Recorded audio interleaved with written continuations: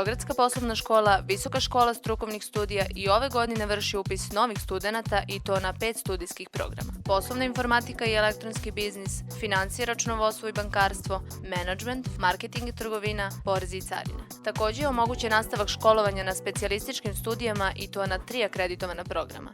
Menadžment računovodstva, kontrola i revizija, strategijski finansijski menadžment i menadžment poslovnih procesa.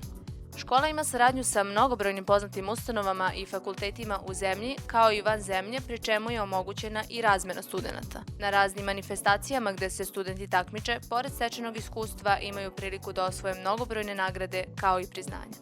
Takođe, pri završetku studija studentima je omogućena stručna praksa gde će stečeno znanje moći da primene.